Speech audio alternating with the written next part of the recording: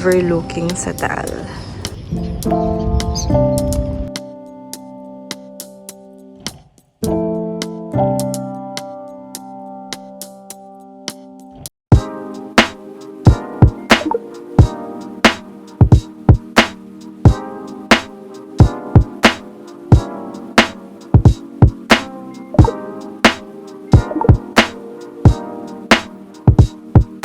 Sa front office, and then for your reference, we do have 4 restaurants po inside Club Balay Isabel.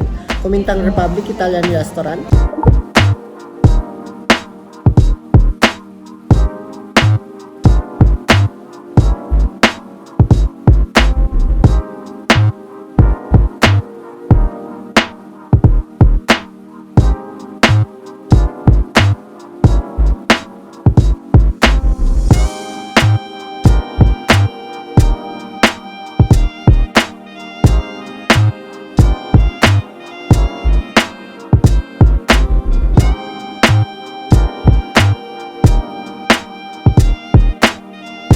Papunta kami ngayon guys sa Terrazzo Restaurant to have lunch.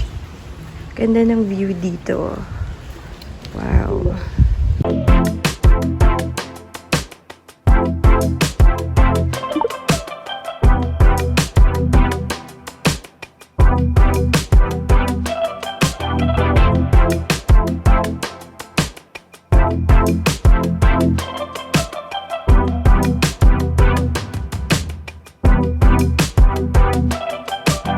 Hi everyone! We're currently here in Club Balay Isabel and I didn't actually expect na ganito pala kaganda dito. Medyo weird pero I remember Palawan dito sa Club Balay. Yung view, yung backdrop, it's so beautiful here. Sulit talaga yung pag-book namin dito. And samahan nyo kami ngayon as we tour around Club Balay Isabel.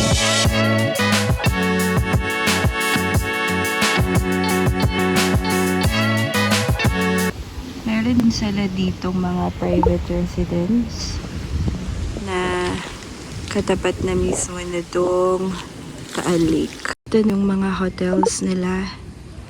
Yung iba facing the garden but some facing the lake. Hindi kami nagstay sa hotel kasi family kami, hindi kasya sa isang room.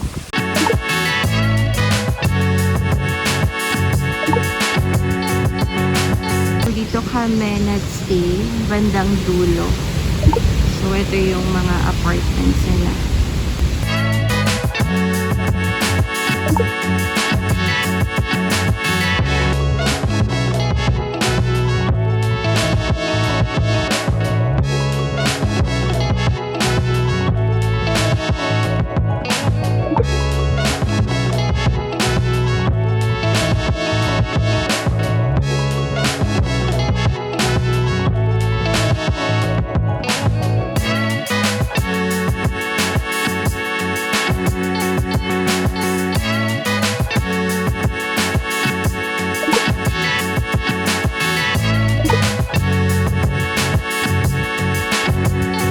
So, punta lang ako dun sa area na maganda yung view to work there.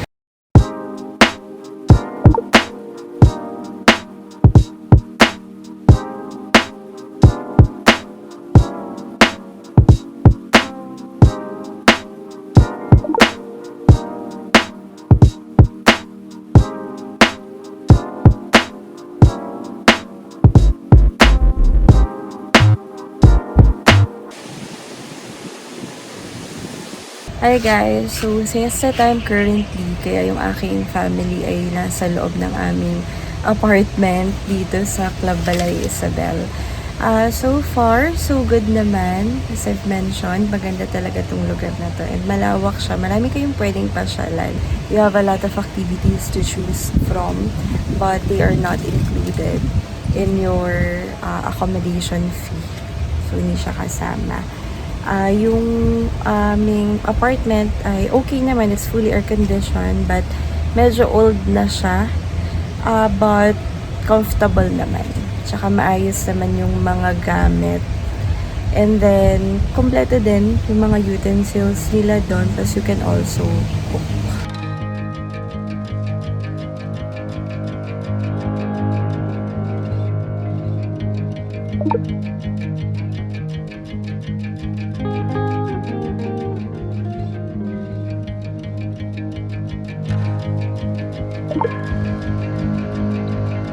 So, dito daw ang filming location ng The House Arrest of Us. Hello, Katniel fans.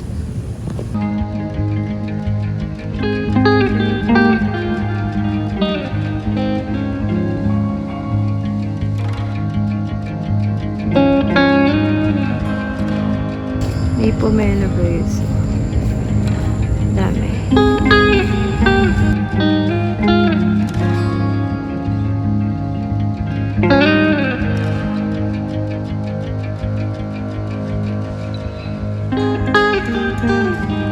We're here in Italy.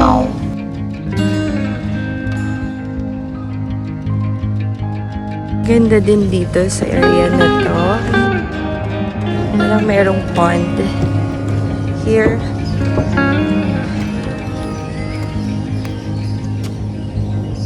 Tapos overlooking sa Taal.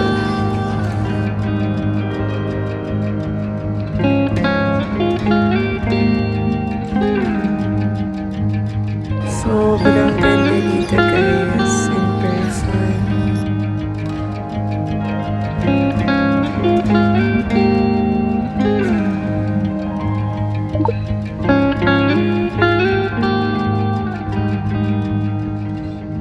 Good morning! So kakatapos lang namin mag-swim. Papunta naman ako sa lake area ngayon. Ito na, ganda niya guys.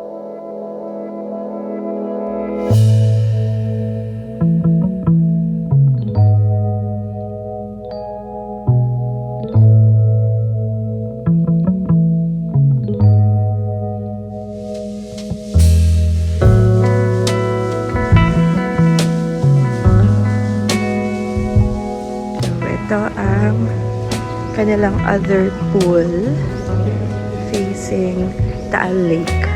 Grabe guys, ang ganda talaga. Look at this view.